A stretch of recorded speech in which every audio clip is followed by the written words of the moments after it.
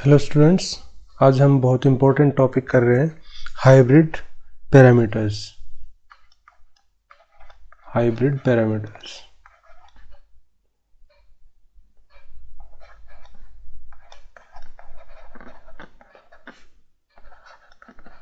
Okay. what are hybrid parameters and what is our need of hybrid parameters? There are many type of parameters, z parameter, y parameter, abcd parameters, okay, and now we are talking about h parameters, hybrid parameter, h parameter भी बोलते हैं, okay. तो z parameter और y parameter में क्या कमी थी कि आपको हाइब्रिड पैरामीटर्स की ज़रूरत पड़ी? देखिए, z पैरामीटर जो है वो सिर्फ इम्पीडेंस को शो करते हैं, इम्पीडेंस शो करते हैं, इनपुट इम्पीडेंस, आउटपुट इम्पीडेंस, और उसके बाद है कि रिलेटिव इम्पीडेंस। और y इम्पीडेंस, y पैरामीटर्स ये किस चीज़ को शो करते हैं? ये एडमिटेंस को शो करते हैं, ओके। तो इसके अंदर जो हमें मिलेंगे means you can say that is y is equal to 1/z। तो आप ये कह सकते हैं कि इसमें z पैरामीटर और y पैरामीटर की जब हम बात करेंगे तो यहाँ पर सिर्फ आपको इम्पीडेंस या एडमिटेंस ही मिलेंगे, वोल्टेज और करंट गेन्स की कहीं बात नहीं होगी। ना वोल्टेज गेन मिलेगा, ना करंट गेन मिलेगा, इस टाइप की कोई चीज़ आपको नहीं मिलेगी।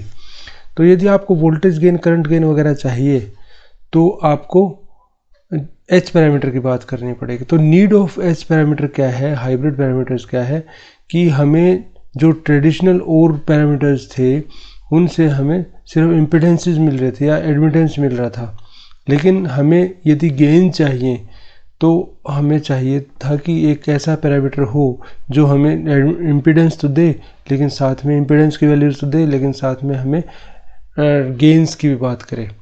तो hybrid parameters are special because these hybrid parameters give us the impedance, admittance और इम्पीडेंस एडमिटेंस को मैं लगभग एक ही मानता हूँ, क्योंकि y इक्वल टू 1/z होता है तो आपको इम्पीडेंस मिलेगा, तो मैं मानता हूँ एडमिटेंस भी मिल जाएगा। लेकिन as well as it will give, hybrid parameter will give you the gains also, current gain, voltage gain also. कैसे देता है ये अब हम बात करते हैं। देखिए, जो हमारा ट्रांजिस्टर है दैट इज़ 2 पोर्ट नेटवर्क, जिसमें 2 पोर्ट्स होते हैं। हम ये कंसिडर करते हैं there is 1 input port and 1 output port, 2 port होते हैं, ठीक है। 1 input port is this and output port is this, okay.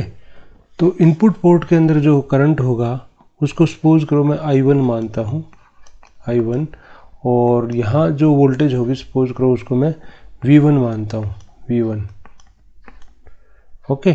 Output port पर जो करंट होगा उसको सपोज करो मैं I2 मानता हूँ, और यहाँ जो वोल्टेज होगी सपोज करो उसको मैं V2 मानता हूँ, okay. I have 4 transistor parameters I1, I2, V1, V2। ये these are the input parameters and these are the output parameters। Input और आउटपुट दोनों आ गए। तो जब मैं हाइब्रिड पैरामीटर्स की बात करता हूँ तो उसकी जो इक्वेशन होती है that is V1 is equal to H11 I1, देखिए H11 I1 plus H12 I2 V2, sorry V2, okay. H11 I1 plus H12 V2। Next I2 is equal to H21 I1 plus H22 V2। देखिए, these are 2 basic equations of hybrid parameters. इसमें ये है जो voltage है, input voltage है, ये input current है, ये आउटपुट वोल्टेज है, ये यहाँ आउटपुट करंट है, ये यहाँ पर input current, this is output voltage. और यहाँ देखिए ये पैरामीटर्स हैं आपके H11, H12, H21, H22, these are 4 hybrid parameters. देखिए याद रखने का तरीका बता देता हूँ। IV आएगा, इस साइड आएगा VI, यहाँ देखोगे तो VI आएगा, और यहाँ देखोगे लेफ्ट साइड में देखोगे VI आएगा, और राइट साइड में देखोगे तो IB आएगा। ये याद रखने का तरीका है, लेफ्ट साइड में VI और राइट साइड में IB, ठीक है। और H11, H12 ये तो फर्स्ट रो का first column H11, first row का second column H12, second row first 21 और 22, ठीक है। इस तरीके से आप किसी भी टाइम याद कैसे भी लिख सकते हो, किसी भी टाइम लिख सकते हो इसको। अब ये देखिए, अब यहाँ हमें इन पैरामीटर्स की वैल्यू निकालनी है, H11 वगैरह इन सब की वैल्यू निकालनी है। तो ये वैल्यू निकालने के लिए हम कोई क्या करेंगे, एक बार तो हम इसको 0 करेंगे, मीन्स V2 को 0 करेंगे, और एक बार हम I1 को 0 करेंगे, ठीक है। दोनों के अंदर ये होगा। तो V2 को 0 कैसे कर सकते हैं, V2 को 0 तब कर सकते हैं जब हम आउटपुट को ओपन कर देंगे, शॉर्ट कर देंगे, जब हम आउटपुट को शॉर्ट कर देंगे, देन क्या होगा, V2 विल बी 0। और जब V2 0 हो जाएगी तो हम क्या लिखेंगे, देखिए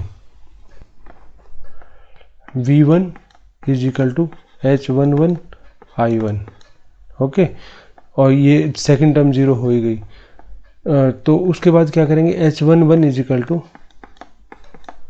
V1 by I1, V1 by I1 with the condition that, यहाँ कंडीशन क्या है, कंडीशन यहाँ ये है कि V2 इज इक्वल टू 0, इस कंडीशन के साथ ये आउटपुट आएगी।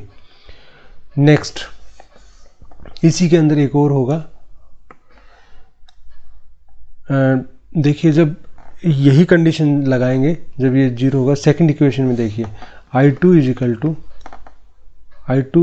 टू H21 I1, और H21 will be equal to I2 by I1 with the condition V2 is equal to 0। जब मैंने आउटपुट टर्मिनल को शॉर्ट कर दिया तो वहाँ पोटेंशियल ड्रॉप नहीं होगा, ओके। तो ये है आपका फर्स्टली जब मैंने V2 को 0 किया। अब मैं क्या करता हूँ कि I1 को 0 कर दिया, I1 is 0 by open circuiting input section, input, ठीक है। तो I1 को जब आपने 0 कर दिया तो यहाँ पर देखिए I1 को जब आपने 0 किया तो क्या होगा, V1 is equal to H12 V2, okay. तो यहाँ से आपको V2 क्या मिलेगा, V2 विल बी यहाँ से आपको H12 कैलकुलेट करना है, यहाँ से आपको H12 कैलकुलेट करना है। तो H12 यहाँ से क्या होगा, H12 will be equal to V2 by V1। ये आपने V1 by V2 with the condition I1 equal to 0। I1 जब इनपुट करंट 0 था तब। अब ये यहाँ दूसरा और ले लो कि इस सेम कंडीशन के साथ I2 will be equal to, I1 को 0 किया है मैंने तो H22 V2, then H22 will be equal to I2 by V2 when I1 is equal to 0। अब देखिए मैं इक्वेशन के नंबर दे देता हूँ। This is equation number 1, this is equation number 2, this is equation number 3 और दिस इज इक्वेशन नंबर 4। अब आप ध्यान से देखिए, इन इक्वेशंस को ध्यान से देखिए। जो इक्वेशन आई है, ये 4 इक्वेशन है आपके पास। इसके अंदर जब आप देखोगे, इस इक्वेशन फर्स्ट इक्वेशन के अंदर आप देखोगे तो ये इक्वेशन किस चीज़ की है? v बाई आई क्या होता है? देखिए आप, what is v by I? v by I जो होता है वो इम्पीडेंस होता है। तो मैं बोल सकता हूँ H11 इज क्या है? ये इनपुट इम्पीडेंस, इनपुट इम्पीडेंस है ये। तो इसको मैं किस चीज़ से डिनोट कर सकता हूँ? HI से डिनोट कर सकता हूँ। इसको मैं HI से डिनोट कर सकता हूँ। अब आगे देखिए, H21 क्या है? I2 by I1, output by input current. तो क्या होता है ये होता है current gain. Current gain means H21 is equal to current gain. इसको फॉरवर्ड करंट गेन बोलते हैं क्योंकि output by input forward current gain होता है। ठीक है, तो यहाँ फॉरवर्ड भी लिख देता हूँ, फॉरवर्ड करंट गेन। तो करंट गेन है ये, तो इसको हम किससे रिप्रेजेंट करते हैं? HF से रिप्रेजेंट करते हैं। इसको किससे रिप्रेजेंट करते हैं? HF। आगे देखिए, अब थर्ड इक्वेशन को देखिए। ये जो थर्ड इक्वेशन है ये है V1 बाई V2।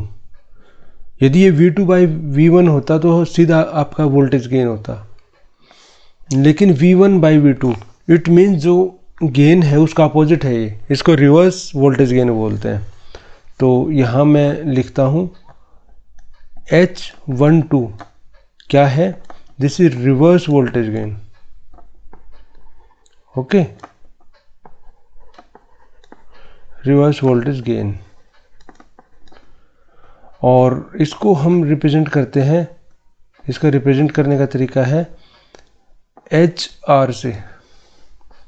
और लास्टली H22 क्या है? H22 आपको किस जैसा दिख रहा है? देखिए, ध्यान से देखिए इसको। ऊपर I है, नीचे V है। यदि ऊपर V होता, नीचे I होता तो रेजिस्टेंस होता, इम्पीडेंस होता, या रेजिस्टेंस इम्पीडेंस होता। तो लेकिन ये उसका अपोजिट है, तो इसको मैं बोलूँगा आउटपुट। लेकिन ये दोनों टर्म्स आउटपुट की हैं। देखिए, यहाँ ये दोनों टर्म्स इनपुट की थी, यहाँ ये टर्म्स ये आउटपुट की थी, ये इनपुट की थी। यहाँ ये इनपुट की है, ये आउटपुट की। तो ये जो दो पैरामीटर्स है H11 और H22, इसमें दोनों टर्म इनपुट की हैं, इसमें दोनों टर्म आउटपुट की हैं। Output admittance, output admittance. और इसको मैं किस चीज़ से रिप्रेजेंट करता हूँ? HO से रिप्रेजेंट करता हूँ। तो अल्टीमेटली मेरे पास 4 पैरामीटर्स आ गए। 4 पैरामीटर्स जो हैं वो किस चीज़ से डिनोट करता हूँ मैं? HI से। सेकंड पैरामीटर है HF से, थर्ड पैरामीटर है HR से, और फोर्थ पैरामीटर है HO से। और इन पैरामीटर्स को डिनोट करने के लिए क्या करते हैं? यदि अभी तो मैंने फ़िलहाल तो वैसे ही आपको करवा दिया, तो अब इन पैरामीटर्स की जब मैं बात करूंगा तो सपोज करो, ये मैंने इन जनरल बता दिया आपको, इन जनरल याद रखो इसको।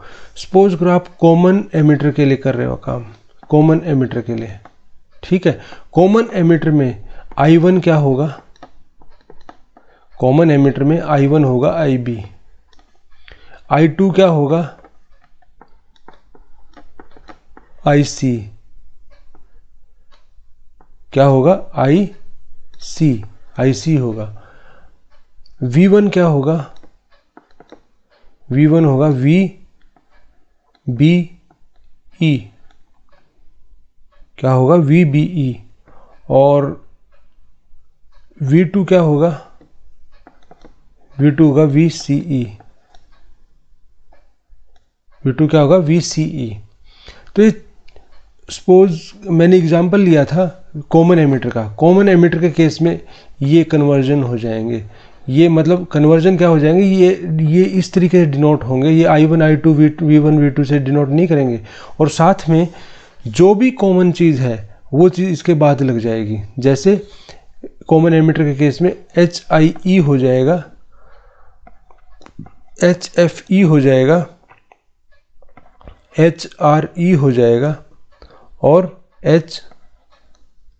HOE हो जाएगा, HOE हो जाएगा। ये 4 पैरामीटर्स आ जाएंगे। बिल्कुल क्लियर है। देखिए ऊपर जो मैंने 4 इक्वेशन लिखी हैं, 1 2 3 4 जो इक्वेशन लिखी हैं, वो यहाँ से अपना शेप ले लेंगी। कैसे ले लेंगे शेप? HIE कितना हो जाएगा वहाँ पर? HIE क्या होगा? HIE ध्यान से देख लेना, आप बैक करके देख लेना इसको। तो HIE क्या था? Input voltage by input current. तो input voltage by input current यहाँ से लिख दो, VBE डिवाइड बाय IB। जब आप HFE की बात करोगे वो क्या था? I2 bye I1। तो I2 यहाँ क्या है? IC। I1 क्या था? IB।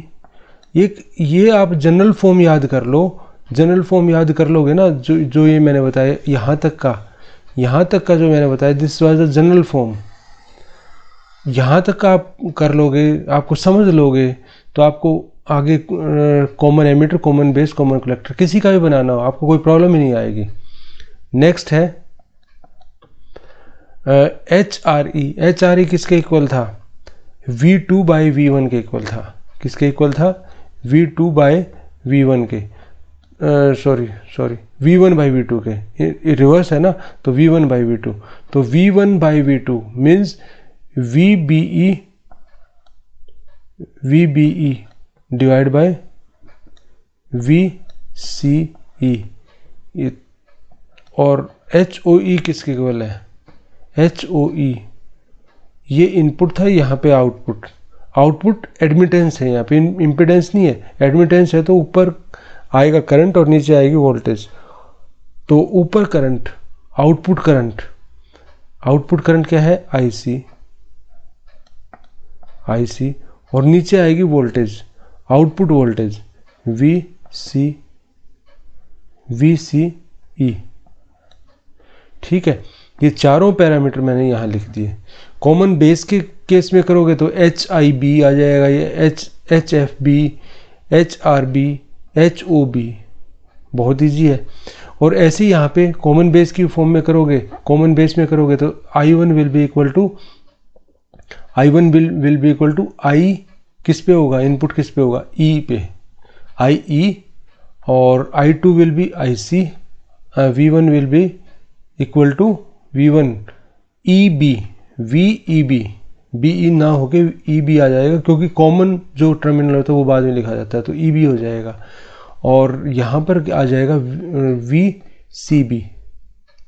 ठीक है, ये मैंने बता दिया आपको कॉमन बेस की फॉर्म में, कॉमन बेस के लिए। और कॉमन कलेक्टर के लिए करोगे तो ये यहाँ क्या आ जाएगा? HIC, HFC, HRC, HOC। और ये जो फॉर्मूलाज हैं ये इसी के अकॉर्डिंग बनेंगे, जो ये वेरिएशन हो जाएगा, यहाँ जो चेंज हो जाएगा उसके अकॉर्डिंग बनेंगे। ये फार्मूला सेम नहीं रखने, ना कॉमन बेस में सेम रखने, ना कॉमन एमिटर में, कॉमन कलेक्टर में सेम रखने। ठीक है, वो आएंगे जो मैं यहाँ बता रहा हूँ। I1 क्या आ जाएगा कॉमन कलेक्टर के अंदर? I1 कॉमन कलेक्टर है तो इनपुट किस पे होगी? बेस पे, IB। और I2 क्या हो जाएगा? IE हो जाएगा, एमिटर पे आउटपुट है। और V1 क्या हो जाएगा? V1 हो जाएगा VBC, ओके। और V2 हो जाएगा VEC, क्योंकि कलेक्टर पे आउटपुट है तो EC हो जाएगा। और अकॉर्डिंगली जो ऊपर फॉर्मूलाज मैंने दिए हैं वो यहाँ common base, common emitter, common collector के लिए बन जाएंगे। ठीक है, अब आगे चलते हैं। ये तो मैंने बना दिया, ठीक है। अब इसका क्या होगा कि इसका इक्विवेलेंट सर्किट और बनेगा। देखिए इक्विवेलेंट सर्किट होता क्या है? जब भी हम किसी चीज़ का, किसी भी सर्किट का इलेक्ट्रिकल एनालिसिस करते हैं तो हमें उस सर्किट को कन्वर्ट करना होता है इलेक्ट्रिकल कंपोनेंट्स के अंदर। मीन्स बेसिक कंपोनेंट्स, जो इलेक्ट्रिकल के बेसिक कंपोनेंट्स है वो क्या है? रेजिस्टेंस है, इंडक्टर है, कैपेसिटर है, या वोल्टेज सोर्स है, करंट सोर्स है। तो हमें इसमें कन्वर्ट करना पड़ता है, तभी हम उसका इलेक्ट्रिकल एनालिसिस कर सकते हैं, अदरवाइज इलेक्ट्रिकल एनालिसिस नहीं कर पाएंगे हम उसका। ठीक है, तो आपने जो इलेक्ट्रिकल टेक्नोलॉजी सब्जेक्ट पढ़ा था या बेसिक ऑफ इलेक्ट्रिकल इंजीनियरिंग पढ़ा था, कुछ भी नाम ले लो उसका, तो उसके अंदर आपने थ्योरम्स पढ़ी थी, superposition theorem, Thevenin theorem, Norton theorem. क्यों पढ़ी थी वो इसलिए पढ़ी थी कि कोई भी सर्किट है, कोई भी इलेक्ट्रिकल सर्किट है, इलेक्ट्रॉनिक सर्किट है, तो उसको एनालाइज किया जा सके, उसमें ये चेक किया जा सके कि कहाँ कितना करंट फ्लो करेगा। वो थ्योरम्स का पर्पज़ ये था। आपने उस टाइम नहीं सोचा होगा कि क्या पर्पज़ है इनका। तो थ्योरम्स आपके कैलकुलेशन को सिंप्लीफाई करती हैं। जो भी आप कैलकुलेशन करना चाहते हैं, जो भी आप करंट कैलकुलेट करना चाहते हैं या वोल्टेज कैलकुलेट करना चाहते हैं किसी सर्किट के अंदर, तो उसको सिंप्लीफाई करती हैं। तो उसके लिए ना ट्रांजिस्टर, यदि आपका सर्किट के अंदर आ गया, तो ट्रांजिस्टर के लिए कहीं ऑप्शन नहीं है कि आप ट्रांजिस्टर को शो कर पाओ। यदि ट्रांजिस्टर आ गया तो उस ट्रांजिस्टर को शो करने की ऑप्शन आपके पास नहीं है। ठीक है, ट्रांजिस्टर को आप इलेक्ट्रिकल सर्किट में नहीं शो कर सकते। तो ट्रांजिस्टर को जब नहीं शो कर सकते, इट मीन्स आपको उसका इक्विवेलेंट सर्किट डायग्राम बनाना पड़ेगा। उसका इक्विवेलेंट इलेक्ट्रिकल कंपोनेंट की फॉर्म में इलेक्ट्रिकल इक्विवेलेंट सर्किट बनाना पड़ेगा आपको। और वो इलेक्ट्रिकल इक्विवेलेंट सर्किट क्या है, वो हमें वैसे भी हम यूज़ करते हैं, लेकिन हाइब्रिड पैरामीटर्स की फॉर्म में मैं बताऊंगा तो ज़्यादा इजी होगा, और उसको हम हाइब्रिड इक्विवेलेंट सर्किट भी बोलते हैं। अब मैं इसको बोल रहा हूँ कि हाइब्रिड इक्विवेलेंट सर्किट बनाने जा रहे हैं हम। हाइब्रिड इक्विवेलेंट सर्किट शॉर्ट में लिख दिया मैंने, हाइब्रिड इक्विवेलेंट सर्किट। तो हाइब्रिड इक्विवेलेंट सर्किट जब हम बनाते हैं तो उसके अंदर क्या होगा,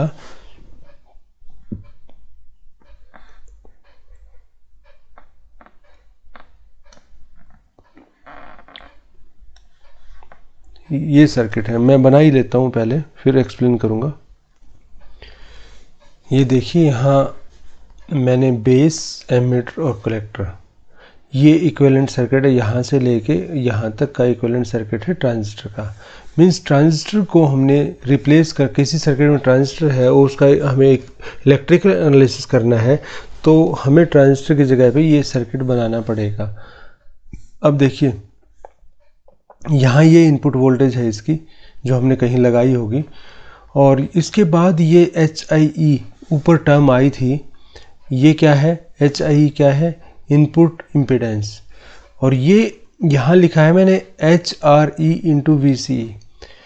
देखिए, मैं यहाँ डायरेक्ट HRE क्या होता है, आप फॉर्मूला से देखिए, HRE होता है VBE into divide by VCE। यदि मैंने VBE डिवाइड बाई VCE करके इंटू VCE कर दिया तो क्या बच गया, VBE बच गया। लेकिन मैं ऐसा नहीं लिखूंगा। उसका रीज़न क्या है, रीज़न ये है, इसको दिखाने का मतलब ये है कि जो ये आपका सर्किट है, जो आपका ये सर्किट है, वो आउटपुट के ऊपर भी डिपेंड कर रहा है, आउटपुट वोल्टेज के ऊपर भी डिपेंड कर रहा है। जब आपको याद कीजिए, पिछले लेक्चर के अंदर, पिछले या उससे पिछले लेक्चर में मैंने बताया था, जब मैंने इनपुट कैरेक्टरिस्टिक ड्रॉ कर रहा था, तो ये देखिए इनपुट कैरेक्टरिस्टिक ऐसी आई थी। जब मैंने आउटपुट वोल्टेज चेंज कर दी तो फिर चेंज हो गई, आउटपुट वोल्टेज चेंज कर दी तो चेंज हो गई, इस तरीके से चेंज हो रही थी।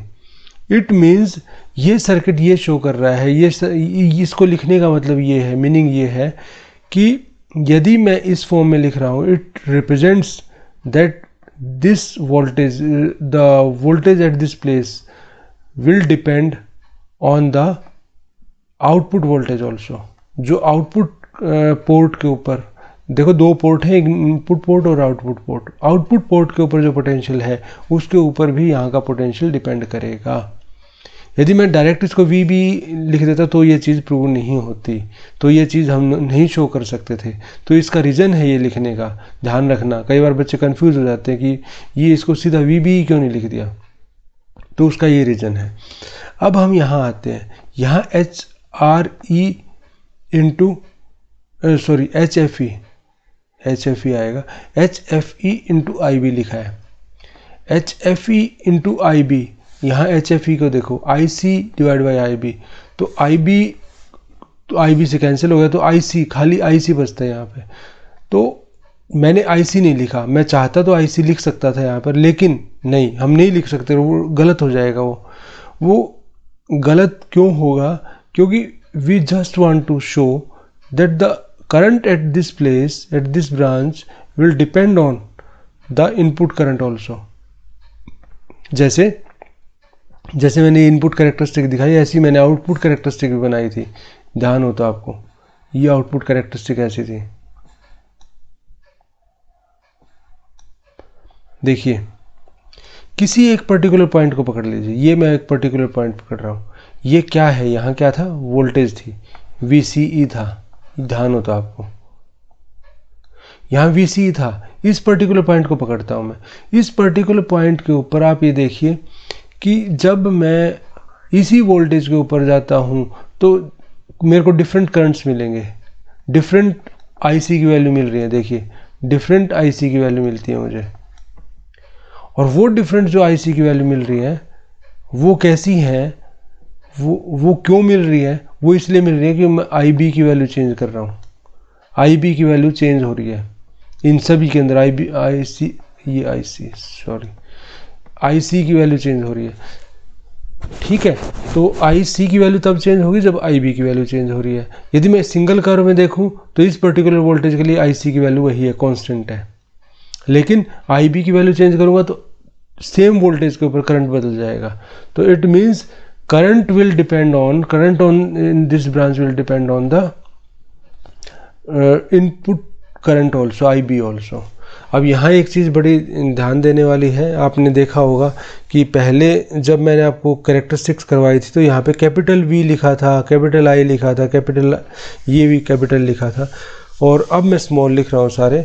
तो इसका ये रीज़न है कि वहाँ जब मैं बात कर रहा था तो मैं सिर्फ DC एनालिसिस की बात कर रहा था, सिर्फ DC सिग्नल मैंने अप्लाई किया था, AC सिग्नल अप्लाई नहीं किया था। यहाँ मैं अब AC सिग्नल भी अप्लाई कर दिया। जो मैं रिप्रेजेंटेशन कर रहा हूँ, जो चीज़ समझा रहा हूँ वो तब समझा रहा हूँ जब यहाँ पर इनपुट सिग्नल लग गया, दैट इज़ एनालॉग सिग्नल। वो सिग्नल जब मैंने लगा दिया तब आपका इसका बिहेवियर क्या होगा, तब जो सारी नोटेशंस आएंगी वो स्मॉल आएंगी। क्यों? आपको पता होगा, पता होना चाहिए, लेकिन नहीं पता तो मैं बता देता हूँ कि जो DC की जो रिप्रेजेंटेशन होती है, वोल्टेज और करंट V और I की रिप्रेजेंटेशन होती है, और भी कोई रिप्रेजेंटेशन होती है, पावर की रिप्रेजेंटेशन है या कुछ, वो सभी कैप्स में आती है, कैपिटल में लेटर्स में आती है।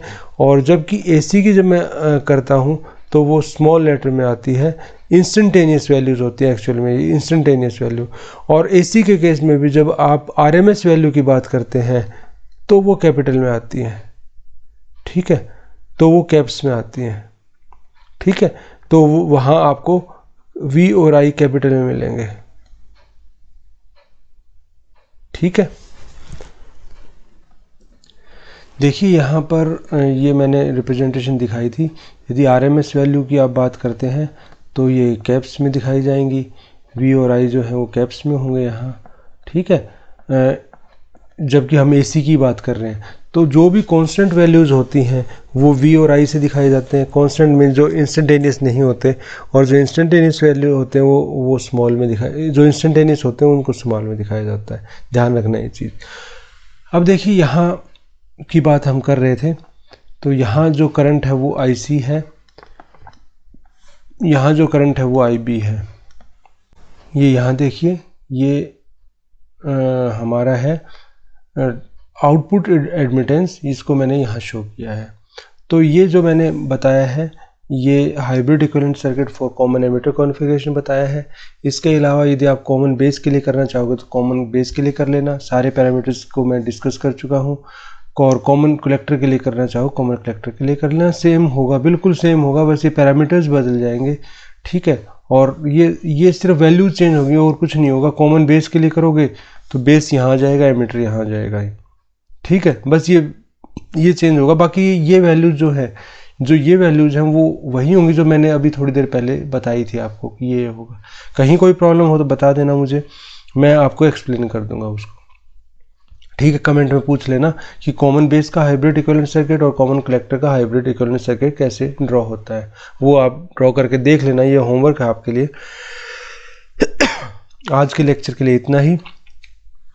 नेक्स्ट लेक्चर में हम आगे कुछ और पढ़ेंगे, इस फ्रीक्वेंसी रिस्पॉन्स वगैरह पढ़ेंगे। आज के लिए इतना ही। Thank you. जय हिंद, जय भारत।